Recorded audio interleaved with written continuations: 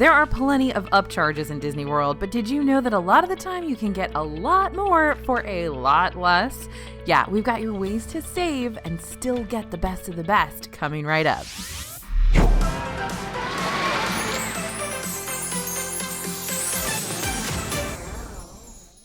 You want to get the most out of your Disney World trip. Of course you do. So today we're sharing simple ways to get more Disney World for less money. A short walk downstairs, making the right request when you book your trip, or watching the fireworks from a different spot can mean big savings. So let's break it down. First up, table service versus counter service. There are a lot of iconic Disney food items that are worth your hard-earned money, but there are several times that you don't have to spend quite as much of that hard-earned money as you think you do.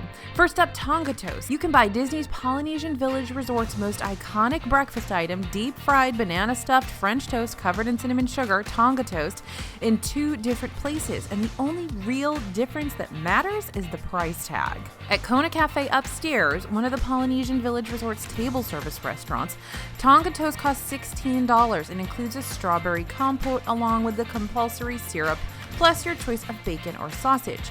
Meanwhile, downstairs at Captain Cook's, the counter service location at the Poly, you can find the exact same version of Tonga Toast for $9.29. You won't get the side of strawberry compote, and you'll have to seat yourself and grab your own plasticware, but for nearly $6 off the price, we will opt for our deep-fried breakfast at Captain Cook's instead. Now let's talk Mickey waffles. These can be found nearly everywhere. They are iconic and a staple of Disney cuisine. So just about any place that serves breakfast at Disney World is going to have some version of these Mickey waffles. The exception may be restaurants that offer other characters on their waffles, like Stitch at Ohana, though that platter usually has a Mickey waffle as well. So while you can splurge on a character meal or other table service breakfast, you'll also find those Mickey waffles at your resort's quick service restaurant in the morning for a lot cheaper, since it'll come a la carte. A plate of mini Mickey waffles with bacon will run around $8.99 at most resorts, or get one big Mickey at Sleepy Hollow in the Magic Kingdom for $5.79. You can top it off with strawberries for an extra $1. Both of those options are also a Disney Dining Plan snack credit.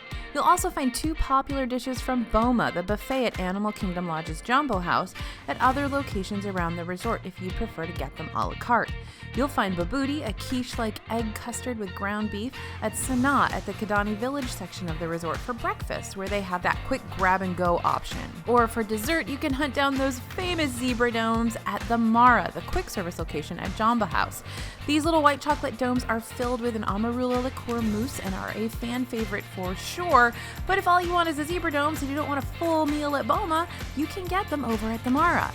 Now, if you're a fan of that Ohana bread pudding but don't want the full feast that comes with dining at the restaurant, head next door to Tambu Lounge. You won't find the bread pudding on the menu, but from 4 p.m. on, you can order it for $12. Not necessarily the cheapest, it used to be $6 not too long ago, but certainly less expensive than the full Ohana dinner. Don't forget, you can get the noodles there, you can get their pineapple bread, lots of other options from the Ohana dinner you can get a la carte at Tambu Lounge for much less money than the full Ohana dinner.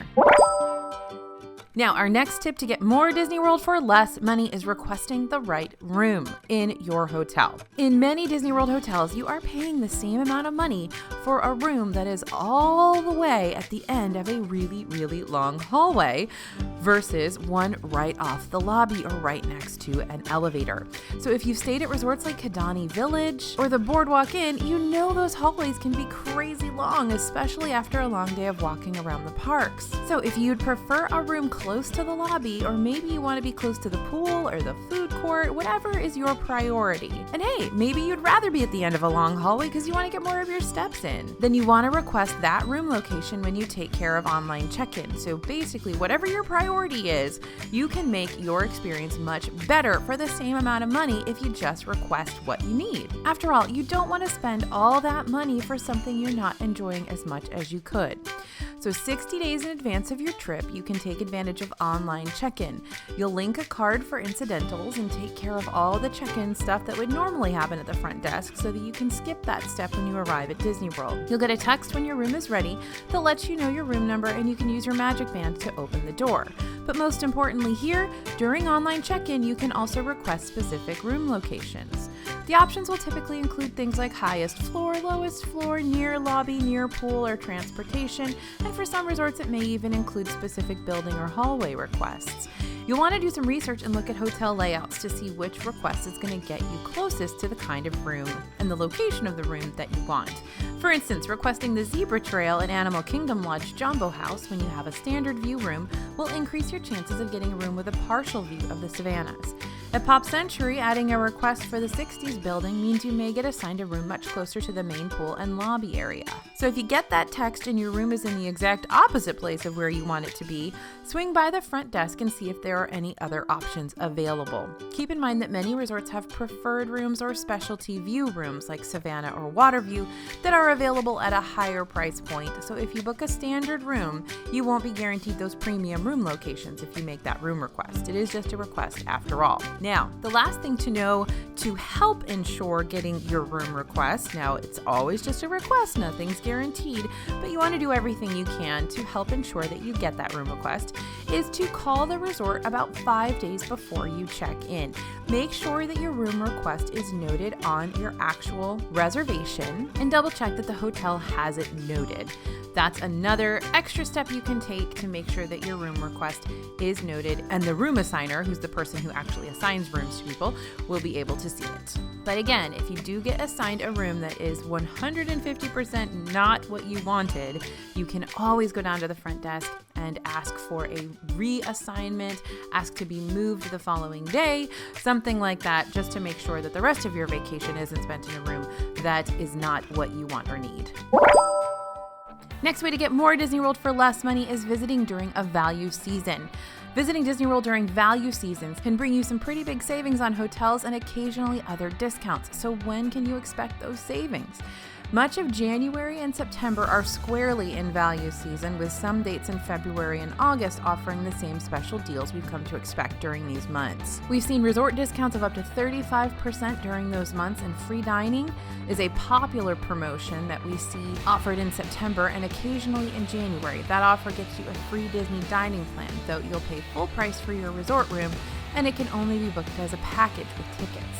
It can be a great deal, but you'll want to crunch the numbers to make sure it's right for you. And as we always know, we have crunched those numbers a million times. We do it every year in our DFB guide. If you head over to dfbstore.com, you can pick up your own.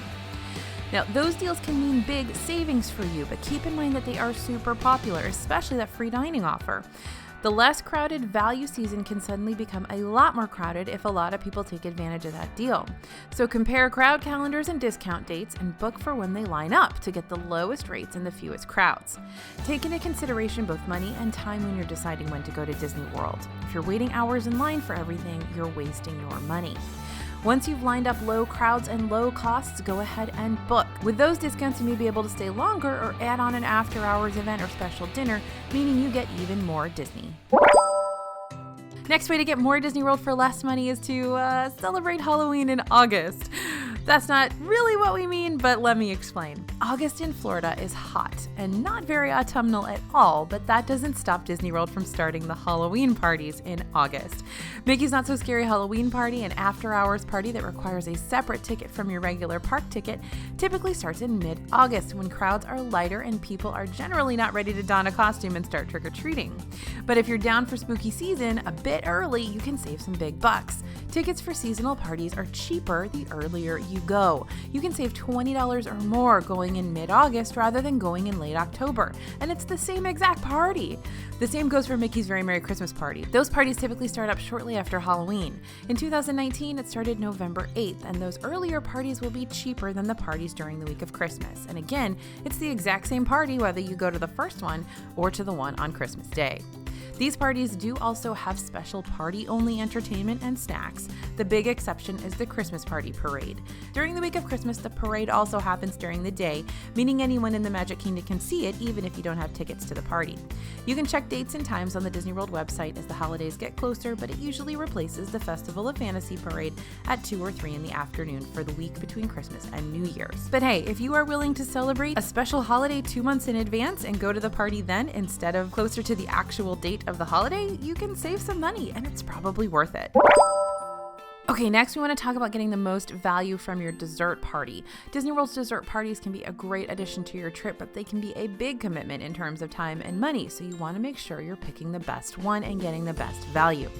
At Magic Kingdom, there are a couple of versions of the fireworks party you can reserve. The only difference is where you watch the show, standing in the Plaza Garden or seated at Tomorrowland Terrace. The Plaza party is cheaper, but keep in mind this is because it doesn't come with seating. You do have to stand to watch the fireworks, but it's actually a much better view right in front of the castle rather than off to the side at the restaurant. It also comes with the same exact desserts as the seated party, so if you don't mind standing, this is something to keep in mind if you want to do a dessert party but want to save a few extra bucks. If you have mobility concerns and need a seat during the fireworks, you can reach out to Disney to ask specific questions and know that even if you don't go to the dessert party, there are roped off locations to view the fireworks for those with disabilities. You can get more info at guest relations. Other parks don't have tiers of dessert party. In Epcot, there's one Frozen Ever After sparkling dessert party, and at $99 per adult and $59 per child, it's a pretty expensive splurge. You do get a guaranteed ride on Frozen Ever After post fireworks in addition to desserts and unlimited beverages, including beer and wine for those over 21. But if you've already snagged a Fast Pass, this isn't a huge perk. Want to save some cash? Consider creating your own dessert party in Epcot. Grab a spot early, grab a few treats around the World Showcase. There's so many eats in close proximity, it's probably the easiest perk to create your own impromptu dessert buffet. Alternatively, the Rose and Crown offers a prix-fixe dinner with fireworks viewing at the UK Pavilion. The dining package is $89 per adult and $39 per child, and that price includes a full dinner plus unlimited beverages and a great view of the fireworks. If you're not after that ride on Frozen Ever After, you prefer savory to sweet, this dining package is likely going to give you a much better experience at a lower price. Next way to get more Disney World for less money, opt for breakfast rather than dinner. Character meals are where this more for less tip comes in handy the most, as you're typically not going to a character meal for a particular dish on the menu, but rather the characters. Several restaurants offer character meals for breakfast, lunch, and dinner, and those meals have different price points, but usually the same characters. For example, Chef Mickey's and Garden Grill are both restaurants where you can meet Mickey and a few of his friends. The same characters are at those restaurants no matter what meal you pick, but breakfast at Chef Mickey's will cost $50 per adult and $33 per kid, and breakfast at Garden Grill is $42 per adult and $27 per kid. But at dinner, that price jumps to $60 for adults and $39 per kid at Chef Mickey's, and at Garden Grill the price goes up to $55 per adult and $36 per kid. For nearly an extra $10 across the board, the only thing that changes is the menu offerings. All meals are all you can eat, and Mickey will still come around to your table whether you're eating Mickey waffles or a cut of beef. Note that some restaurants only offer character meals at breakfast, like Ohana or Topolino's Terrace, or the characters change with the meal, like at 1900 Park Fair. Alice and the Mad Hatter are at breakfast there, while at dinner you'll meet Cinderella, Prince Charming, the evil stepmother, and the stepsisters. But if breakfast and dinner offer the same characters and all you want to do is meet Mickey and Pluto, opt for that money-saving breakfast instead. Character meals also mean you might get to skip waiting in a few long lines to get your photos and character autographs in the parks. So while it may cost more than a regular table service meal, you're also saving time and possibly your sanity on those super hot days, which on a Disney vacation definitely has a monetary value. Now, if you're deciding between breakfast and lunch at a buffet character meal, we've got another tip for you. Make a late breakfast reservation around 10 or 10:30, and your meal will likely carry over into the lunch period when the buffet items will be swapped out for a different menu. You'll pay the breakfast rate, but get to choose from 2 different menus. This one isn't just for character buffets. Any buffet that offers breakfast and lunch will change the menu around 11 or 11:30. And one of our best More Disney World for Less Money tips is to stay in a deluxe resort at moderate prices. How are you going to do that? We've got the answer. Grand Destino Tower at Coronado Springs Resort isn't technically a deluxe resort, but they have a lot of deluxe amenities that you can take advantage of without paying the high cost of a deluxe room. The big difference between moderate resorts and deluxe resorts at Disney World is the amenities. Deluxe resorts will have fitness centers and spas, along with multiple table service restaurants and business centers. Moderate resorts, besides Coronado Springs, do not offer those. Grand Destino Tower is designed as a convention hotel, which is why it has so many extra perks. Gotta lure those business travelers in. That does mean that there's less Disney whimsy and a lot of convention goers on the regular, so it might not be the best resort if you have little kids who want Disney characters all over the place. But if you're on an adult's trip or want to go to the spa without leaving the building, this is a good option. A standard room at Grand Destino Tower runs about $265 before a discount, whereas a standard room at Animal Kingdom Lodge Jumbo House, typically one of the cheaper deluxe rooms, starts at $426 before discount. So there's a big, big difference. So if you can pay a lot less and get all of those deluxe amenities, why not? So there are some of our greatest tips to get more Disney World for less money. I hope these have helped you. Definitely let us know in the comments when you've used these or any that you think you're going to use in the future. We'd love to hear about it. Thanks for listening, you guys, and thanks for watching. As always, this is AJ for Disney Food Blog, and we'll see you real soon.